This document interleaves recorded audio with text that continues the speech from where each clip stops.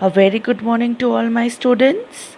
Today we are here with our science class and we will start a new chapter today, that is plants reproduction. And the topic that we will discuss today is sexual reproduction in plants. Okay? So we will be studying in detail how sexual reproduction in plants takes place. So today we will study about sexual reproduction in plants. Okay. So before we start about sexual reproduction in plants, we need to know what is reproduction. Okay. The process by which living organism meaning any living thing, produces young ones of their own kind, okay, is called reproduction. So plant reproduces through seeds, stems, roots and leaves. In this lesson, we will learn about the different ways of plants reproduction.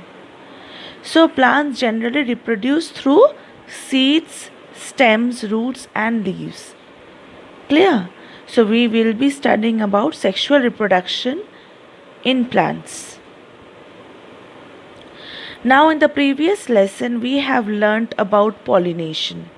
Through diagrams I have explained you how pollination takes place. Clear? How pollination takes place, the different types of pollination. So we have discussed about pollination concept. So here what is pollination? So students, what do you mean by pollination? The transfer of pollen grains from the anther to the stigma of a flower is called pollination. So before we start with our sexual reproduction in plants, let's see how pollination takes place, okay? For better understanding of the process of sexual reproduction in plants. So here you can see this is the anther, that is the male reproductive unit, and this is stigma, that is the female reproductive unit.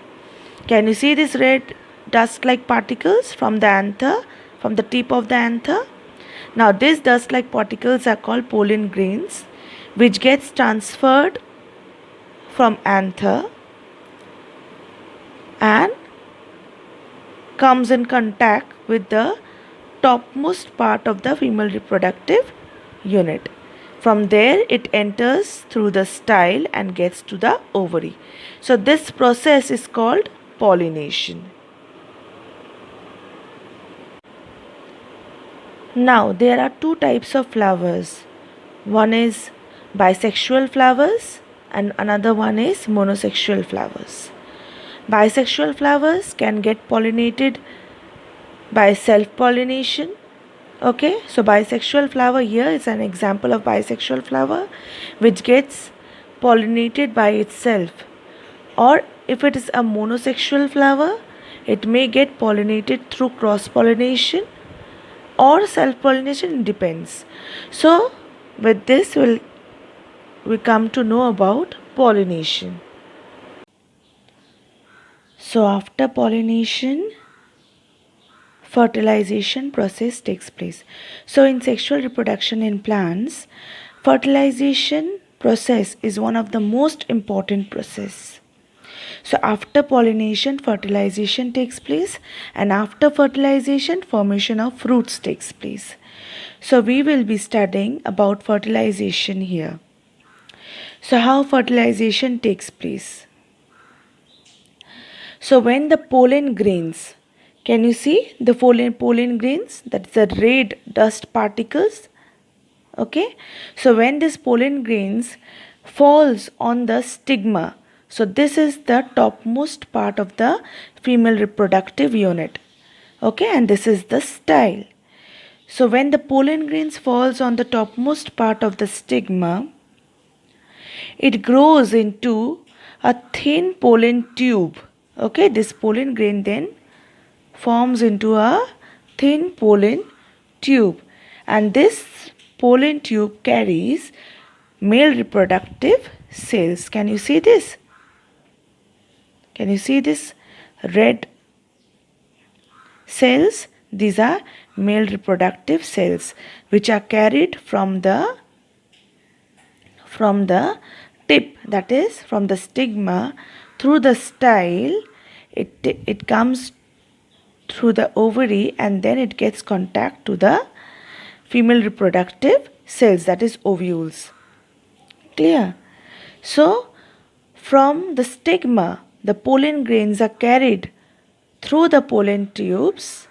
They passes the style, then they passes the ovary, and they come in contact with the ovules, that is the female reproductive cells which are present in the ovary.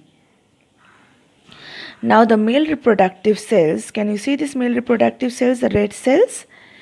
Okay, when this male reproductive cells fuses with the female reproductive cells in the ovule to form zygote. Okay, so here the zygote formation takes place. So the fusion of male and female reproductive cells to form zygote is called fertilization. So this whole process takes place to form zygote. Clear? Now, after fertilization, many changes takes place in a flower. So the whole process of fertilization have taken place and the formation of zygote is done. Now, there are few more changes that is observed in the flower. That is, this is the ovary part. Okay. Now, ovary will swell to form the fruit. So, this ovary will now get swollen to form the fruit. Okay. And the ovules, can you see these ovules, the female reproductive cells? These ovules after fertilization will become seeds. Okay, so at the place where we had a flower, okay, so this was a flower originally, now it has become a fruit and the fruit protects the seeds. Now the other parts of the flower, that was the stamen, style, okay, that is the other. This is just the stigma part of the flower. So there were other parts too. Okay, that is the anther part, stamen part, style part, stigma part, all will dry off. So the entire flower will dry and fall off, and the formation of fruit will take place. Clear?